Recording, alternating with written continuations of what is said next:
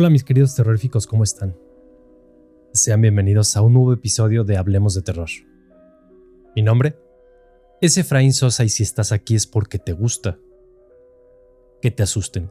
Te gusta tener pesadillas y te gusta sobre todo escuchar relatos, historias, experiencias y leyendas que tienen que ver con lo paranormal, con lo desconocido, con el miedo, con esos actos de terceros que a veces nos afectan.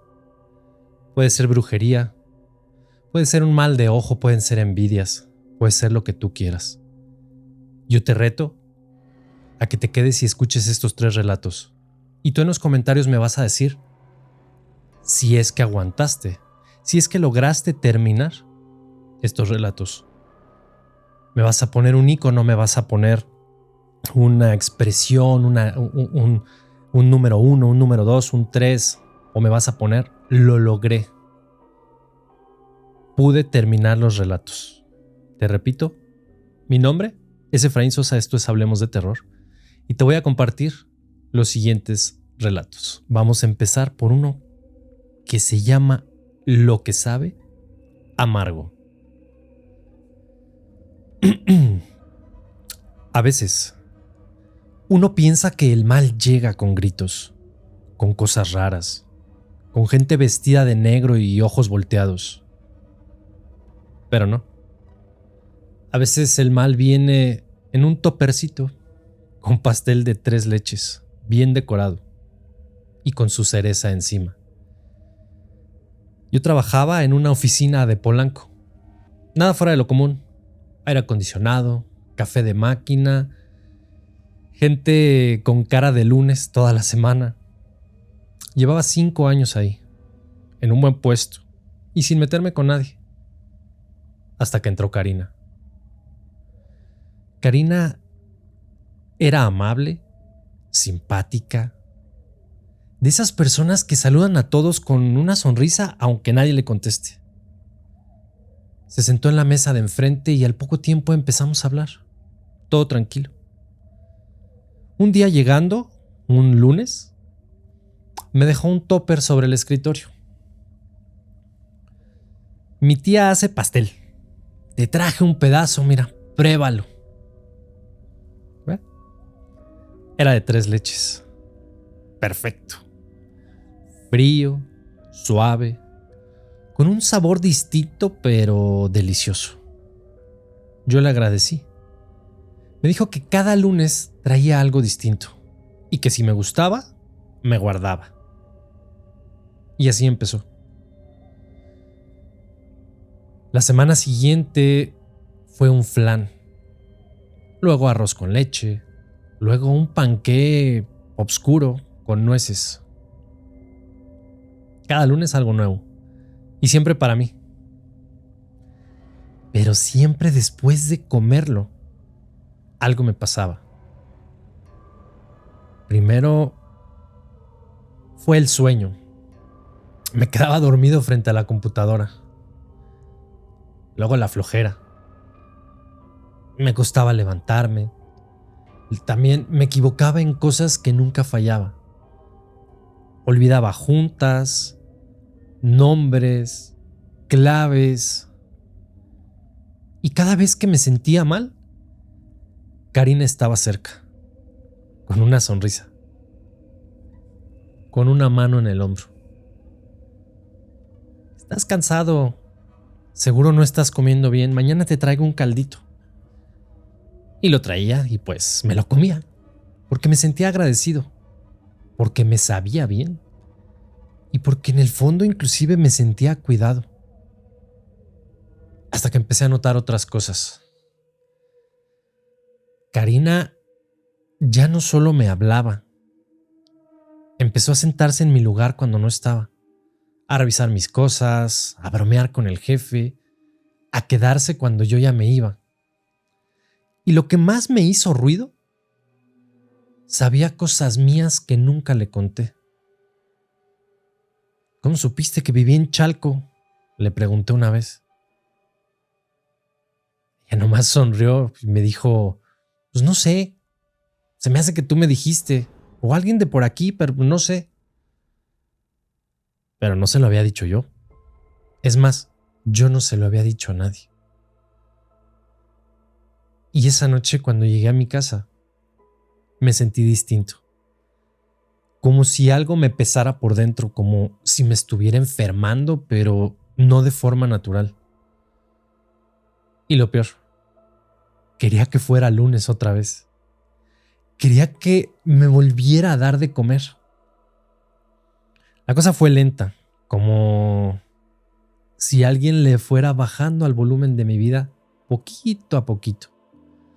Dejé de dormir bien, tenía sueños raros, pero no pesadillas. Eran más bien como lagunas.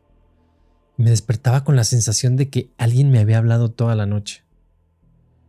Alguien que no podía ver, pero que siempre decía lo mismo. No te vayas. Empecé a llegar tarde, y no por flojera, sino porque me costaba trabajo inclusive moverme. Literal, como si el cuerpo se me hiciera más pesado cada mañana. Me dolía la espalda, el cuello, las piernas, lo peor, la cabeza. Era como si tuviera una niebla por dentro, me costaba inclusive pensar. Pero cada lunes, allí estaba Karina. Llegaba con algo. Panecito, gelatina, torta, y siempre para mí. A veces decía que le había sobrado, y otras que lo había hecho especialmente. Pero, aunque yo ya sospechaba, me lo seguía comiendo. Una tarde olvidé por completo una presentación muy importante, cosa que nunca me había pasado. Me metieron un regaño muy fuerte. Mientras mi jefe hablaba, vi por el rabillo del ojo cómo Karina, como que estaba sonriendo. No se burlaba, era otra cosa, era una sonrisa tranquila, como si lo hubiera estado esperando. Al día siguiente, cuando llegué a mi escritorio, ella ya estaba sentada ahí, usando mi computadora. Te guardé tu lugar como no llegabas. Eso fue lo que me dijo. Nadie dijo nada. El ambiente había cambiado. Ya ni siquiera me hablaban igual y yo lo sentía como si todos supieran algo menos yo. Y fue entonces cuando pasó lo que me hizo abrir los ojos de verdad. Estaba tirando basura en el baño de empleados y vi una servilleta usada dentro de un envase de arroz con leche, del que me había dado. La saqué con asco. Tenía escrito mi nombre. No a mano. Era recortado con letras de periódico, pegado con cinta. Me quedé frío. La misma tarde, una señora de intendencia me paró muy discretamente. Tú te estás comiendo todo lo que te da la güera esa, ¿verdad? Asentí, no sabía qué decir. Ella se me acercó y me dijo bajito, con los ojos bien clavados en los míos. No lo vuelvas a hacer. A ti ya te están enterrando y tú solito estás apretando la tierra. Esa noche no dormí. Sentía como si algo se me hubiera metido en el estómago, no físicamente, sino más hondo. Soñé que caminaba por la oficina solo, pero todo estaba oscuro. La luz del techo parpadeaba. Y Karina estaba parada en la cocina viéndome. Y tenía la boca llena de tierra y sonreía, como si eso fuera normal. Al día siguiente no comí nada, ni de ella ni de nadie. Dije que tenía mal el estómago. De hecho, Karina se me quedó viendo medio raro, como si supiera que algo había cambiado. No me habló en todo el día, pero al salir de la oficina encontré un recipiente con tapa sobre el cofre de mi coche. Era suyo, definitivamente, pero no lo toqué. Empecé a investigar, a leer cosas que antes me parecían absurdas. Brujería, trabajos por comida, hechizos por la boca. Todo apuntaba a lo mismo. Alguien puede meterse a tu cuerpo si le abres la puerta. Y la boca es la puerta más directa.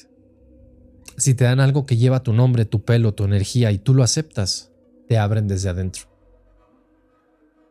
Volví a buscar a la señora de intendencia. Tenía que ir con alguien esa misma noche. Ella me llevó con una señora que vivía por Pantitlán. La casa olía a copal y a eucalipto. Me vio apenas crucé la puerta y me dijo: ya estás abierto. A ti ya te dieron vuelta. Me limpió con huevo, con hierbas, hasta con humo, y dijo que tenía algo pegado en la espalda como una sombra, que me estaban jalando poco a poco, que si seguía aceptando lo que ella me daba un día ya no iba a regresar. No de cuerpo, de alma. Esto no es enamoramiento ni cariño. Esto es envidia. A ti te están usando para subir y tú te estás quedando sin nada. Esas fueron sus palabras. Me quedé pasmado. Me dio una pulsera de hilo rojo y negro, un agua para bañarme por 9 días y una advertencia muy clara. Si tú vuelves a comer lo que ella te dé, ya no hay vuelta atrás. Te vas a quedar hueco. Salí temblando. Me vomité en la banqueta. Y lo peor es que al otro día, sobre mi escritorio, había un pastelito nuevo y olía delicioso. No me lo comí. Lo tiré al baño y le jalé sin pensarlo. El olor me seguía, pero me aguanté. Me amarré la pulsera, me bañé con el agua que me dio la señora. Hacía frío, pero no me importó. Casi que me raspé la piel hasta que se me quitó el temblor. Esa semana fue muy difícil. Karina me observaba más. Me hablaba como si nada, pero había algo en su voz que antes no estaba, como molestia escondida. Ya no me traía comida, pero cada vez que me levantaba encontraba algo en mi lugar. Una flor marchita, un pedazo de papel con manchas de café, un botón viejo. El jueves de esa misma semana, al llegar a casa encontré mi puerta abierta. Nada robado, todo en su sitio. Solo una cosa distinta. Una nota en el microondas. Decía: tú comiste primero. No digas que no sabías. Me senté, me puse a llorar como un niño. No sabía si estaba loco, si todo era coincidencia, pero cada vez que recordaba el sabor de ese primer pastel me daban náuseas y al mismo tiempo ganas. Tuve que dejar de ir a la oficina una semana. Le dije al jefe que tenía una infección estomacal muy fuerte. Me costó convencerlo y Karina le cubrió mis pendientes.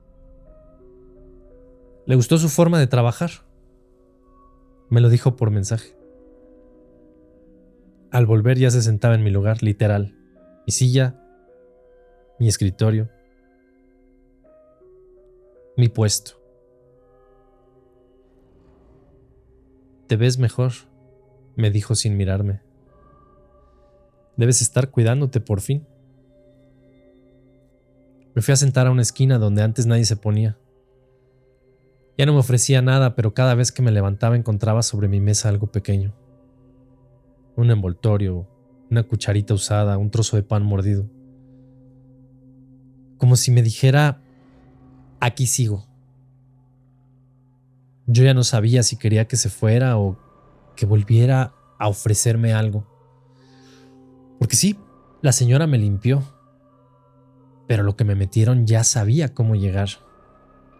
Y lo más peligroso no era que ella me diera algo, era que yo lo aceptara otra vez por voluntad propia. Pedí mi cambio de oficina. No dije por qué, solo que necesitaba espacio. Me lo dieron. Otra sucursal, otro edificio, otro piso. Me prometí no mirar atrás, no hablar de Karina, no aceptar nada de nadie, ni café, ni chicles.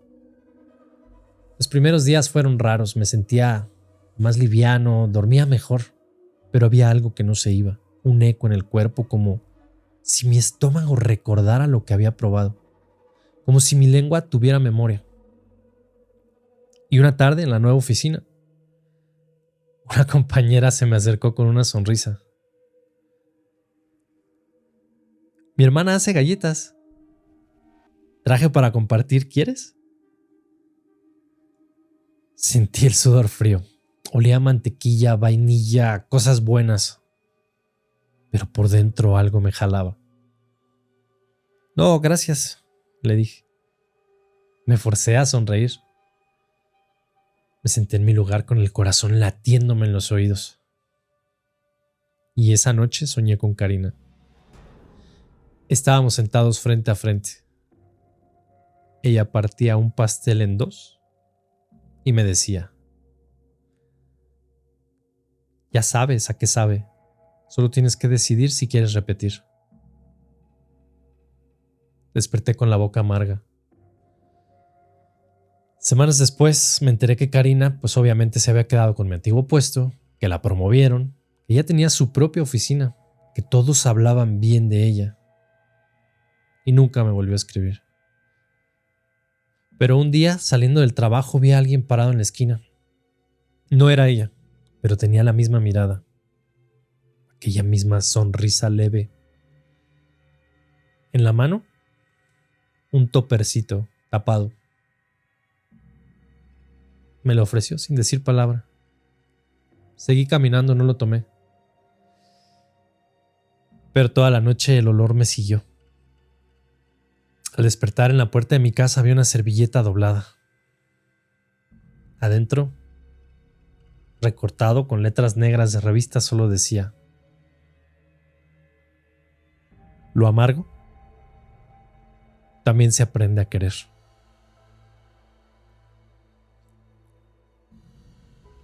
Si en algún momento alguien te ofreció algo de comerse, si fuiste la víctima de una persona que se quiso aprovechar de ti y todo empezó porque te empezó a dar algún tipo de comida, dulces, postres, déjalo en los comentarios, mándanos un correo a tu historia @hablemosdeterror.com, compártenos tu experiencia. Si te gustó este relato, déjanos un pastelito en los comentarios para saber que este es tu relato favorito. Si es que sigues aquí, si no te fuiste corriendo al refrigerador a sacar ese topper que te regalaron hoy en la oficina. Pero no te vayas.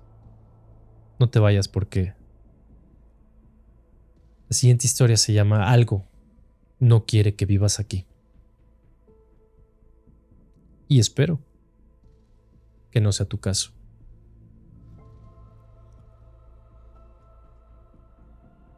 Hay lugares que no te quieren ahí. No porque estés haciendo ruido ni porque seas mala persona. Simplemente no te quieren. Cuando nos mudamos a ese departamento en la Doctores, yo sabía que la casa ya tenía su historia, que ya había reglas antes de que nosotros llegáramos. Nos mudamos a principios de marzo. Yo estaba emocionado. Mi novia algo dudosa.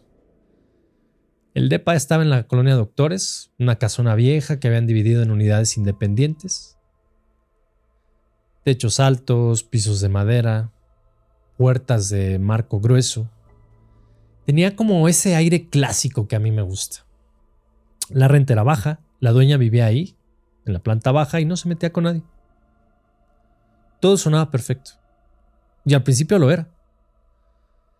Pintamos, acomodamos muebles, colgamos fotos.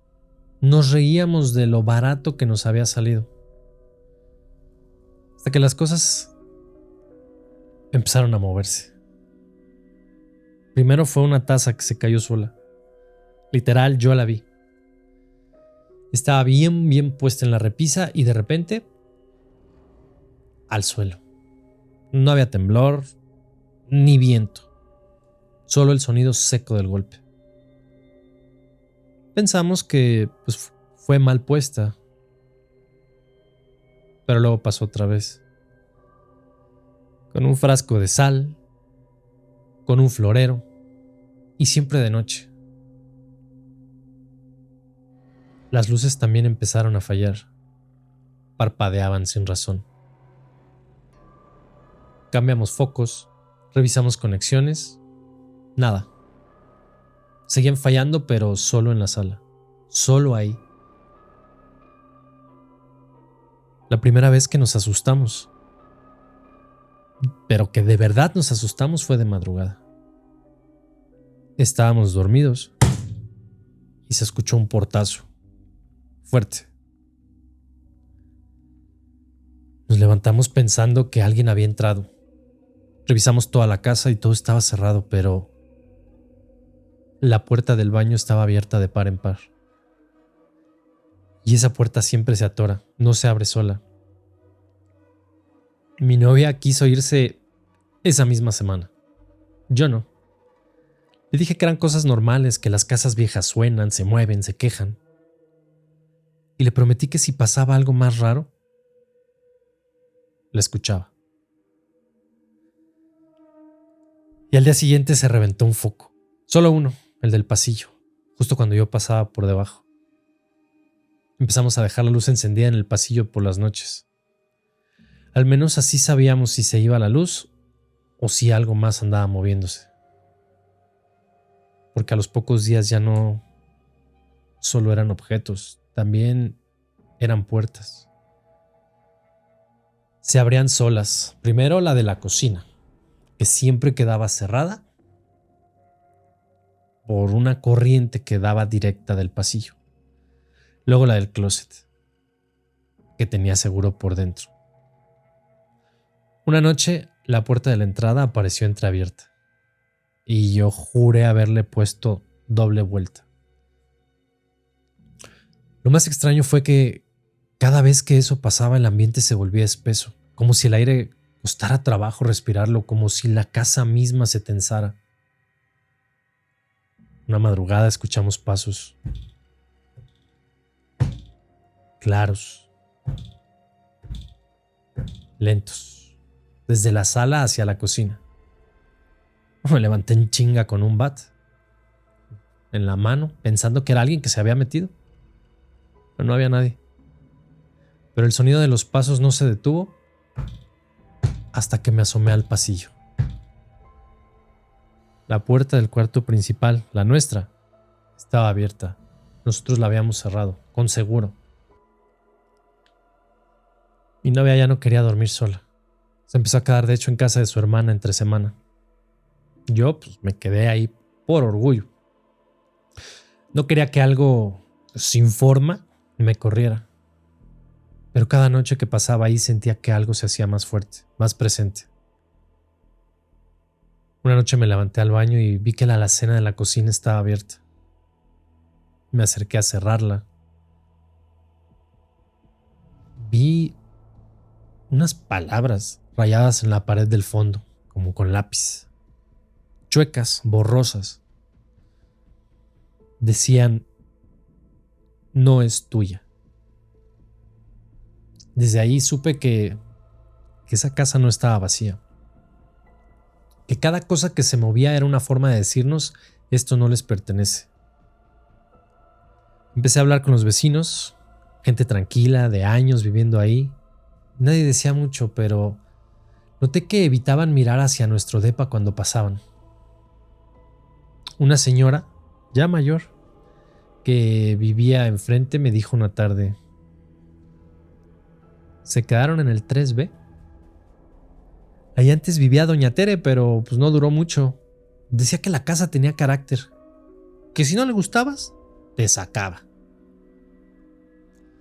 Me reí nervioso, le pregunté si decía eso en serio y la señora solo me miró y me dijo: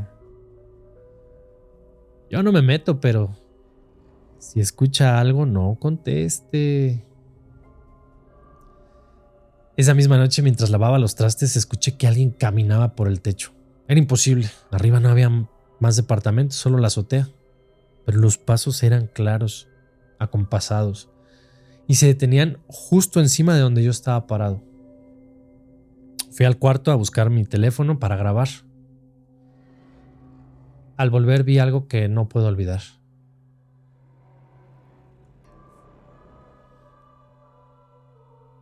Una silla se arrastraba sola por la sala. Despacio, como si alguien invisible la empujara. El sonido del roce con el piso me paralizó. No me acerqué, no hice ruido. Solo de pronto observé cómo se detuvo en seco. Giró un poquito y quedó como mirando hacia el pasillo. Apagué las luces, me metí al cuarto, cerré la puerta con seguro y dormí con los audífonos puestos. Al otro día desperté y la silla estaba en su lugar. Pero en la pared detrás de ella había una nueva palabra rayada con el mismo lápiz débil, todo chueco. Lárgate. Y esa fue la primera vez que creí que tal vez la casa no solo quería que nos fuéramos, sino que estaba esperando a alguien más. Después de la noche de la silla, nada volvió a sentirse normal. El ambiente se volvió denso, casi pegajoso. Mi novia ya no quería ni ir por sus cosas. Yo seguía ahí por testarudo, por terco, pero cada vez me costaba más trabajo justificarlo.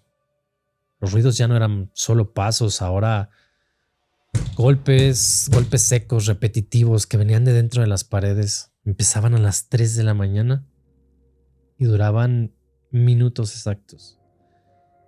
Siempre la misma secuencia. 1, 2. 1, 2, 3. Como si alguien estuviera haciendo señales. De hecho, una vez grabé uno de esos ruidos y lo escuché con audífonos. Al fondo, entre cada golpe se oía una especie de respiración. Larga, humana, pero más lenta que la de cualquier persona viva. Y luego empezó el olor.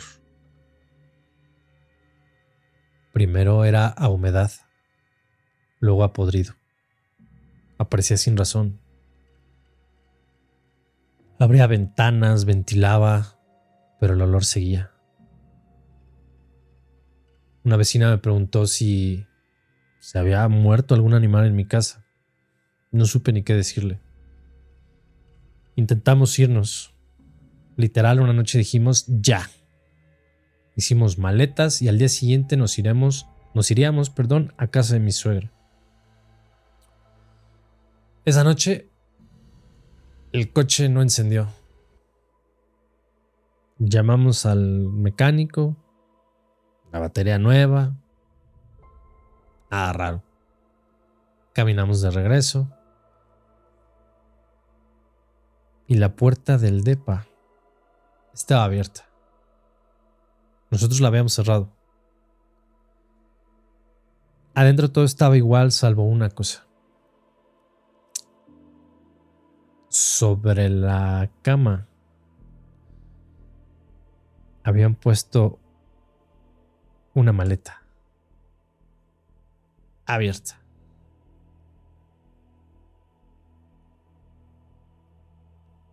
Fue la primera vez que sentí que no podíamos o no debíamos o no sé. Tal vez no debíamos irnos. Como si algo se nos hubiera adelantado, como si ya supiera lo que íbamos a hacer. Después se puso peor. Una noche, al despertar, escuché a alguien más respirando dentro del cuarto. No era mi novia. Era otro ritmo y otra profundidad. Como si alguien estuviera parado a medio metro de mí.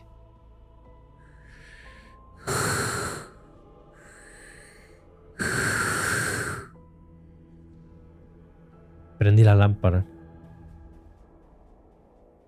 y no había nadie. Pero en la pared, nuevamente unos rayones. Todavía no. La última noche comenzó como cualquier otra. Silencio forzado, luces encendidas, aunque ahí fueran las 3 de la mañana. Yo sentado en el sillón, mi novia dormida en el cuarto y el miedo apretándome el pecho, como si fuera cinturón invisible amarrándome. Todo estaba quieto, hasta que el sonido del metal arrastrándose por el suelo me sacó del cuerpo. Era la cadena de la puerta principal, esa cadena vieja que nunca usábamos. Se estaba moviendo sola, lenta, rechinando con un ritmo exacto. Quedé congelado. Cuando me levanté, fue solo para confirmar que sí. Se había cerrado desde adentro. Corrí al cuarto y mi novia estaba pálida, despierta. Me dijo que la cama se había movido sola, que alguien o algo se había sentado en la orilla sin hacer ruido. Intentamos salir, pero las puertas estaban atoradas, las ventanas parecían haber sido selladas. Es más, ni siquiera el teléfono tenía señal. Fue así como si la casa hubiera decidido que ya era momento, que ya habíamos visto demasiado o que nos habíamos quedado demasiado tiempo. Los ruidos empezaron a venir de todas partes. Golpes detrás de los muros, pasos en el techo, como si hubiera muchas personas caminando al mismo tiempo. Las palabras, las malditas palabras, rayadas en varias paredes. Como con lodo, sangre, no sé. Pareciera que lo estaba imaginando. Aquí no es tu lugar. Bájate. Ella se queda. Mi novia gritó. Ella juró que vio a alguien parado en el pasillo, pero cuando yo volteé no había nada. Solo esa sombra en la esquina que no era de ningún mueble. Y fue hasta el amanecer que pudimos salir. Tal cual a las 6 de la mañana, todo volvió a estar abierto. El coche encendió, las puertas respondieron, era como si la casa nos hubiera dado permiso, o nos hubiera corrido. Y nos fuimos sin mirar atrás. Ni siquiera cerramos la puerta. Y cuando días después volvimos a recoger nuestras cosas con ayuda de un par de amigos, todo estaba intacto. Desde la calle había algo que pareciera diferente. Solo una cosa era distinta. Si te parabas desde afuera mirando en cierto ángulo y volteabas a ver al segundo piso, podías ver a alguien más en la ventana. Una figura muy quieta mirando hacia afuera. Y el cuarto donde se veía estaba vacío, obviamente. Cerrado con llave y cerrado por dentro.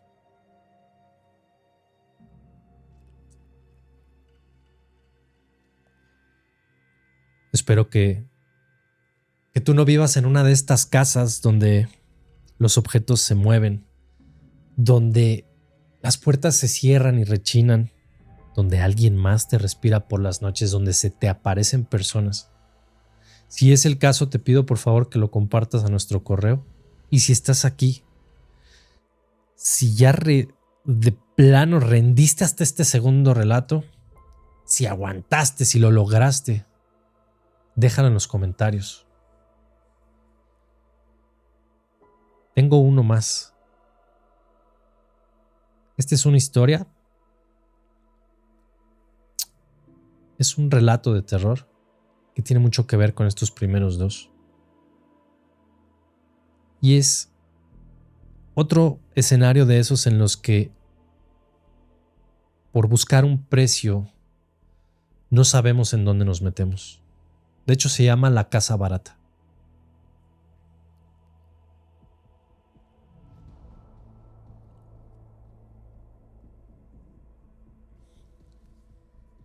Mira, te voy a contar cómo empezó esta pesadilla.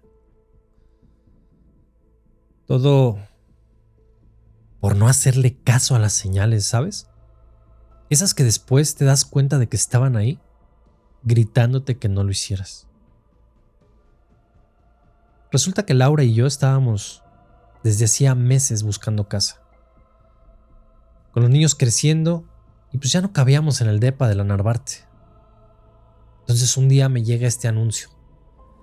Casa en la Roma, 3 pisos, precio increíble. Demasiado bueno para ser verdad, ¿no? Fui a verla con toda la familia. El tipo que nos las enseñó, un señor con traje sudado y sonrisa falsa. Nos abrió la puerta y se notaba que quería salir corriendo. La casa estaba vieja, pero se veía bien. Pisos de madera, techos altos, hasta un vitral chido de la Virgen. ¿Por qué está tan barata?, le pregunté. Mientras Luis, mi chamaco de 5 años, se me soltó de la mano y se fue corriendo escaleras para arriba. El vato se hizo como que no escuchó y siguió hablando de los detalles arquitectónicos. Pero Laura no se dejó. Oiga, ¿no hay pedo con la casa? ¿No está embrujada o algo así?, lo dijo medio bromeando. El tipo se puso pálido. No, dijo rápido. Es que los dueños anteriores tuvieron que irse deprisa. Nos escuchamos a Luis gritar desde arriba. ¡Papá! Hay un señor en mi cuarto. Subí corriendo y lo encontré parado frente a un cuarto vacío, señalando al rincón más oscuro. ¿Cuál señor, mijo?, le dije, sintiendo como que se me erizaba la piel. El que está ahí, insistió Luis.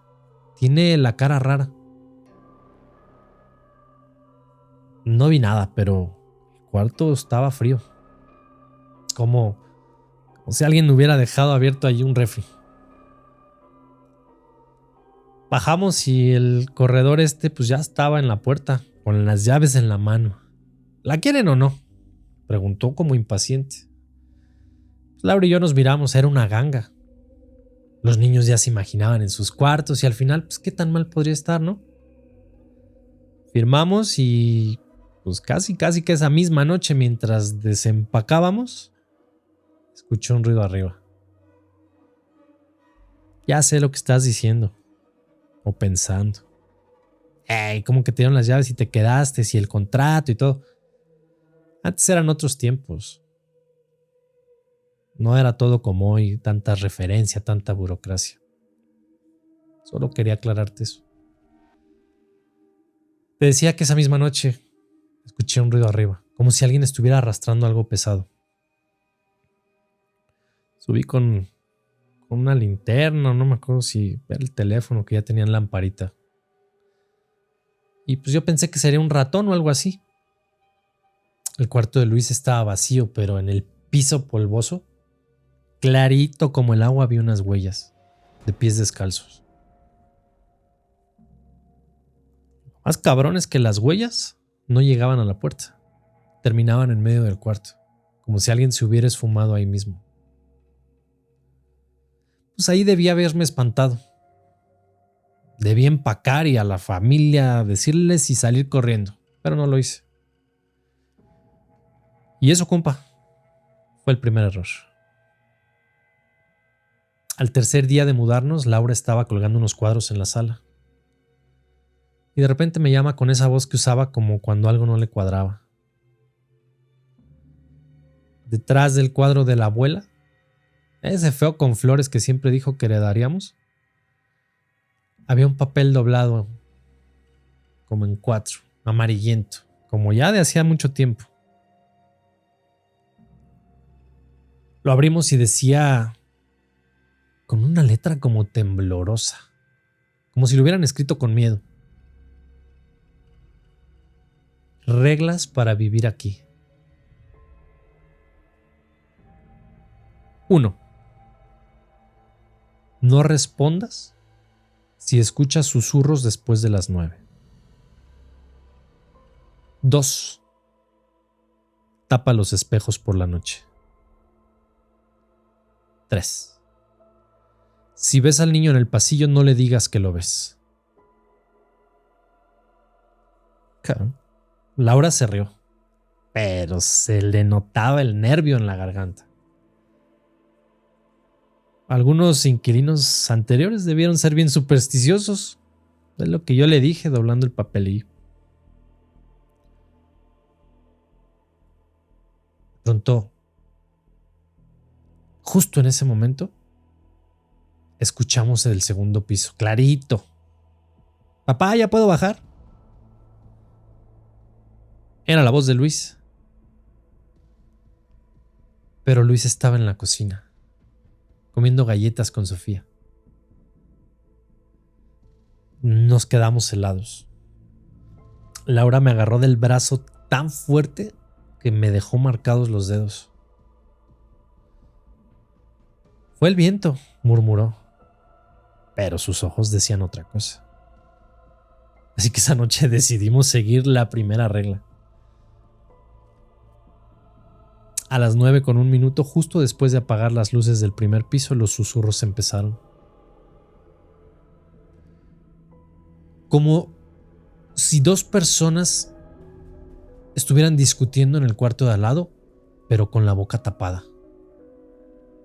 Como que hablaban tapándose la boca. No les hagas caso, le dije a Laura. Pero yo mismo estaba sudando frío. A las 3:17 de la mañana un grito nos despertó.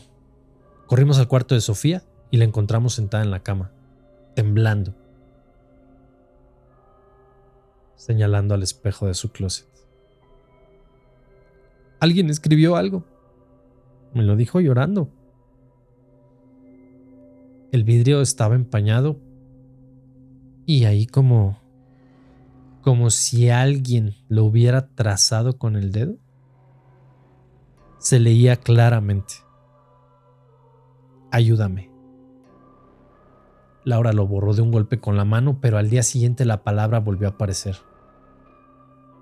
Y esta vez debajo había más letras. Nombres: María, Carlos, Elena. Una búsqueda rápida en internet. Esa misma tarde me llevó a una nota del Excelsior de 1972. Tragedia en casa de la Roma. Familia entera muere por intoxicación de gas. Los nombres coincidían. Lo peor fue lo que encontré en la última foto del artículo. La casa, nuestra casa, con los mismos vitrales. Y en la ventana del segundo piso, una silueta borrosa que no aparecía en el pie de foto. Esa mañana, después del espejo, decidí hacer lo que cualquier persona cuerda haría: preguntarle a los vecinos. Así es que salí a la calle con el pretexto de tirar la basura, pero en realidad iba cazando información. La señora Martínez, la de la casa color amarillo con las macetas en la ventana, siempre estaba barriendo su banquetita a las 8 en punto. Buenos días, señora, creo que le dije, haciéndome el simpático mientras acomodaba mi bolsita de desperdicios. Ella me miró como si hubiera visto un fantasma, y no exagero. Se le escapó la escoba de las manos y se hizo la señal de la cruz tan rápido que casi se golpea la frente. ¿Ustedes son los que se mudaron a casa de los Mendoza? Sí. ¿La conoce? La mujer se me acercó tanto que pude oler a café y mentol de sus pomadas. Mire, joven.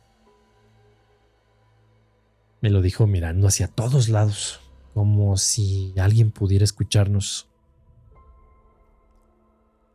La última familia que vivió ahí se fue a mitad de la noche. Dejaron todo: muebles, ropa, hasta las fotos en las paredes. Un escalofrío me recorrió la espalda. Me pregunté, ¿y por qué hizo eso? Doña Carmen, la de la tienda, dice que el papá llegó gritando que algo lo seguía por las paredes. Pero los que sabemos de toda la vida, nosotros sabemos la verdad. En ese momento, don Ramón, el panadero, que llevaba 40 años en la esquina, pasó con su carrito de pan. Al verme parado ahí hizo una mueca rara. No le crea todo lo que le cuentan, muchacho. Pero si es listo, ponga sal en las esquinas de su casa y compre velas benditas. Regresé a la casa con las manos temblando y una bolsa de conchas que no había planeado comprar. Laura estaba en la cocina limpiando el mismo espejo por tercera vez esa mañana. ¿Qué te dijeron?, me preguntó sin voltear. Nada bueno, sacando la sal gruesa que don Ramón me insistió en comprar. Fue entonces cuando Luis entró corriendo, con esos ojos grandes que hacían cuando estaba emocionado. Papá, papá, el señor triste me dijo que hoy vamos a jugar a las escondidas. No, hombre, la cuchara que traía Laura en las manos se cayó al suelo. ¿Qué? ¿Qué señor, mi amor? El que vive en mi closet, le respondió mi hijo, como si fuera lo más normal del mundo. Dice que ya pronto va a salir a conocer a toda la familia. El silencio que siguió fue tan espeso que se podía escuchar el tic-tac del reloj, el de la cocina. El mismo reloj que noté por primera vez, que siempre se atoraba a las 3:17 de la mañana. Después de aquello de Luis, todo eso que me dijo, pasé la noche en vela. A las 3:16 de la mañana aguanté la respiración mientras miraba el reloj de la cocina. El segundero avanzó y se detuvo exactamente a las 3:17. Un golpe seco retumbó en el segundo piso, como si alguien hubiera dejado caer un libro pesado. Subí las escaleras como pude, cada escalón crujiendo como una advertencia. La puerta del cuarto de Luis estaba entreabierta. Al empujarla, el olor a tierra mojada me golpeó como cachetada. Y allí en la pared frente a su cama, las grietas, las cuales habíamos atribuido a la humedad, ahora ya formaban como un patrón más claro. Manos pequeñas, como de niño. Mañana llamo un albañil, fue lo primero que pensé. Pero algo en mi interior sabía que ningún albañil iba a reparar eso. Pues total, le marqué y al día siguiente el señor Rojas, el albañil que siempre arreglaba las fugas de nuestro depa anterior, llegó puntualito a las 10 de la mañana. Al ver la pared, pues la expresión le cambió. Oiga, Inge, estas no son como que grietas normales. Puso un dedo sobre las marcas. Mire, los surcos son hacia afuera, como si algo del otro lado más bien hubiera estado rascando. Laura palideció. Sofía, que jugaba en el pasillo con sus muñecas, dijo sin levantar la vista: Ah, es el amigo de Luis, dice que tiene frío. El albañil hasta se persinó. No, pues si quiere por 50 pesos extra le pongo sal bendita en la mezcla. Pues lo dijo como a gracia, pero sí sucedió así. Mientras trabajaba, encontró algo detrás del yeso desmoronado. Un trozo de tela azul, viejo y manchado, como si fuera de un uniforme escolar.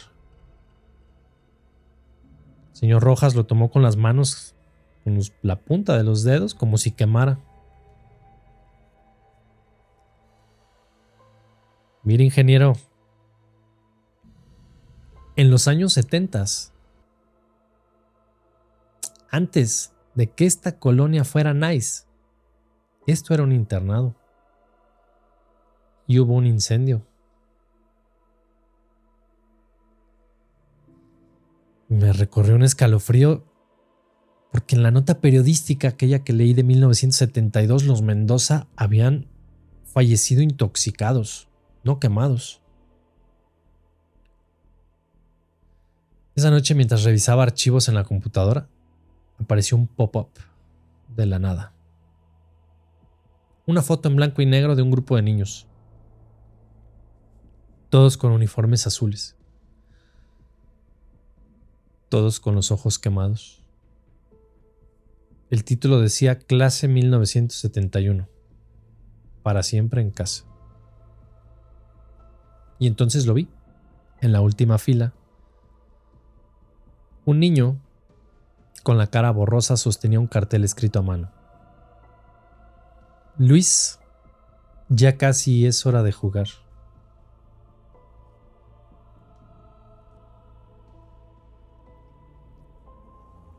El olor a polvo viejo me hizo estornudar. Y fue ahí cuando de hecho bajé al sótano por primera vez desde que nos mudamos.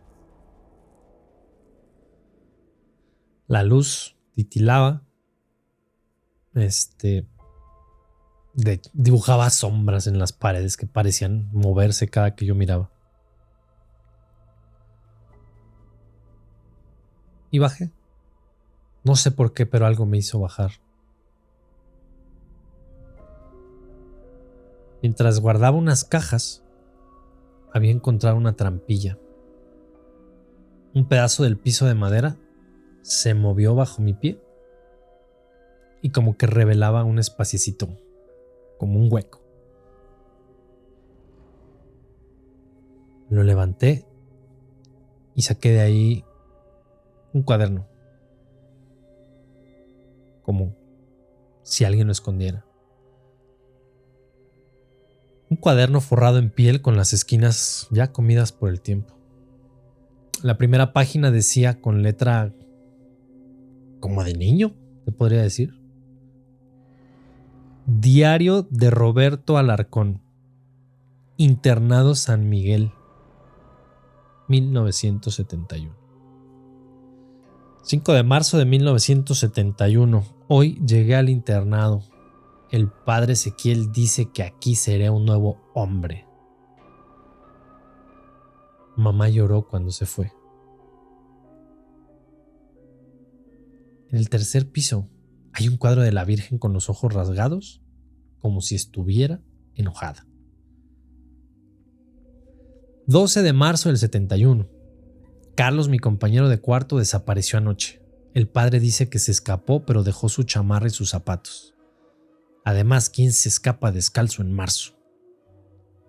17 de marzo del 71. La letra cambia, ya estaba escrita como a prisa.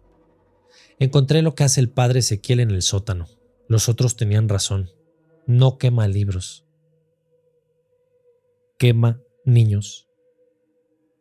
Los que no sirven. Anoche vi cómo le ponía la mano en la boca a Lucía hasta que dejó de moverse. Dijo que era el castigo de Dios. 19 de marzo de 1971. Manchado, como con lágrimas o agua. No puedo salir. Las puertas están cerradas. El padre me buscó después del recreo, pero me escondí en el hueco de la escalera. Escuché cuando le dijo al hermano Javier: este ya sabe demasiado, lo prepararemos para la purificación el jueves. 21 de marzo de 1971. Era lo último escrito. La letra casi no se entendía. Si alguien lee esto, el sótano no es sótano. La puerta falsa detrás de los sacos de carbón lleva al verdadero lugar. Ahí están los... Y el resto de la página estaba arrancado.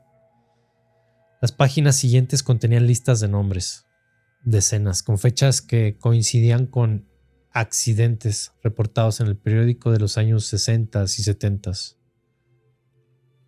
El último nombre en la lista me heló la sangre. Luis Mendoza, 3 de noviembre de 1972. Purificación especial. La fecha exacta en que la familia Mendoza murió por intoxicación. En ese momento escuché pasos arriba. No los de Laura o los niños, sino pasos arrastrados, como si alguien que caminara con los pies hinchados. Entonces por primera vez lo oí claramente. ¿Papá? ¿Estás jugando a las escondidas conmigo? Pero la voz no venía del piso superior. Venía de adentro de las paredes. Pues esa misma noche, después de leer lo del padre Ezequiel y los niños purificados, no pude dormir. Me quedé ahí tirado en la cama viendo cómo el reloj marcaba las 3:16, 3:17 y ¡pum! Como siempre, trabado, justo en ese momento. Escuché clarito. Papá, ya encontré la puerta. Era la voz de Luis, pero no era Luis, ¿me explico? Sonaba como si alguien estuviera imitando su voz, pero con un tono raro, como de viejo. Bajé corriendo y casi me tropiezo con Sofía, que estaba parada en medio del pasillo, tiesa como estatua. Mija, ¿qué haces despierta? Luis está jugando con el señor de la pared. Pero lo dijo sin mirarme y como con una voz que no le pertenecía.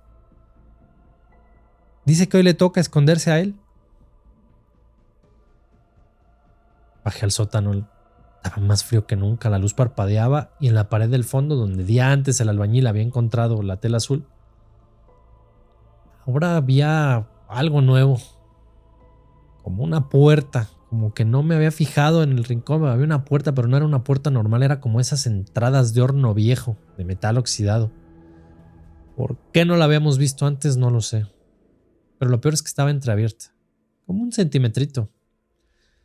Y de ahí salía ese olor que conocíamos demasiado bien. Canela podrida mezclada como con tierra de panteón. ¡Luis! Le grité, pero puro eco. Cuando me acerqué sentí como si alguien me soplara en la nuca. Volteé y ahí estaba Laura. Pero algo en ella no era normal. De hecho llevaba puesta una bata azul que pues yo jamás le había visto.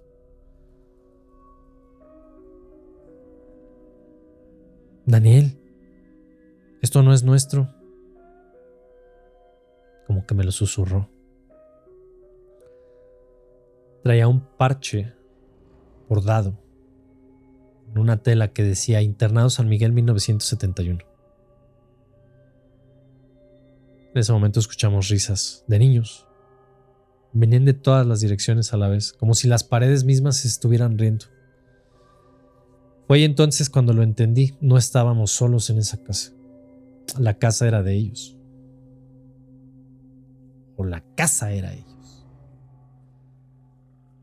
Al día siguiente, de hecho, el psicólogo de los niños casi se desmaya cuando le contamos lo de Luis y su amigo. Y resulta que no éramos los primeros. Hace 10 años, nos dijo, bajando la voz. Hace 10 años otra familia vino con la misma historia. Vivían en tu casa antes de, bueno, el incidente. Nos enseñó una foto Polaroid como de los años 90 y era nuestro patio, pero con otra familia posando. Y ahí entre ellos una figura desenfocada con manos demasiado largas. En el reverso decía: no rompan las reglas. Pero te voy a contar la gota que derramó el vaso, la cosa que finalmente nos hizo empacar y salir corriendo como si nos persiguiera el diablo. Porque no fueron las voces, ni los espejos, ni siquiera lo de la puerta del sótano. Fue el día que Luis dejó de ser Luis. Estábamos cenando normal, ¿sabes? Un viernes, pizza, refresco, y de repente el chamaco se puso bien pálido y los ojos se le pusieron blancos. Y cuando volvió a hablar ya no era su voz, era como si 3 personas hablaran al mismo tiempo. Papá, ya cansamos de empezar. Papá, ya nos cansamos de verdad. Queremos jugar.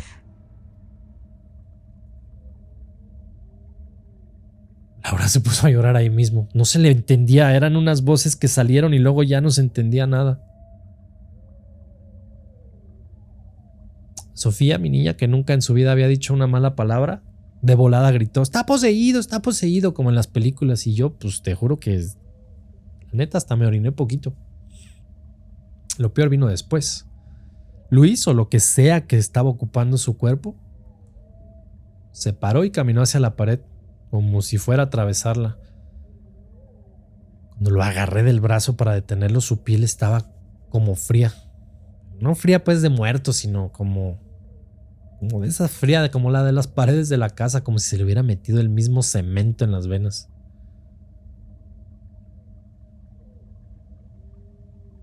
Nos prometieron niños.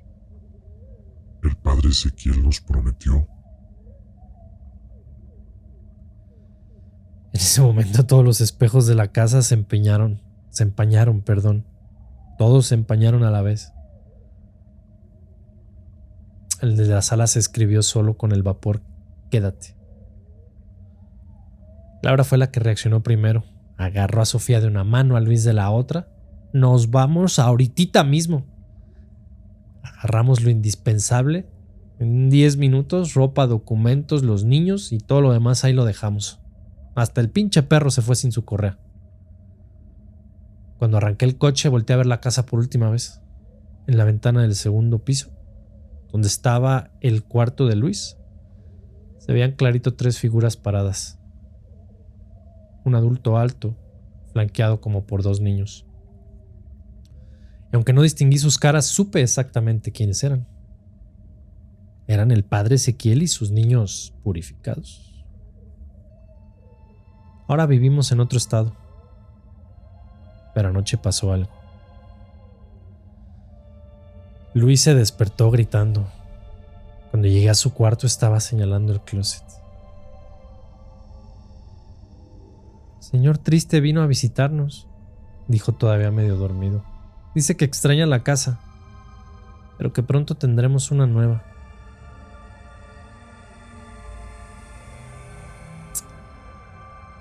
Colgada ahí perfectamente doblada, entre su ropa,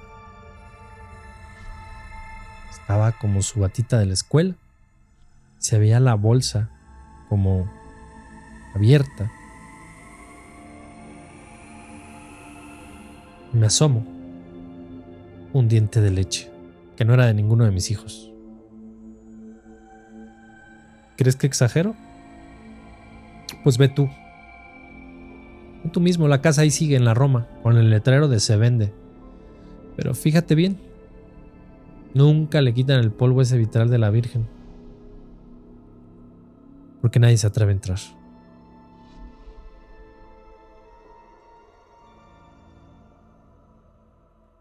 Ahí lo tienen, terroríficos.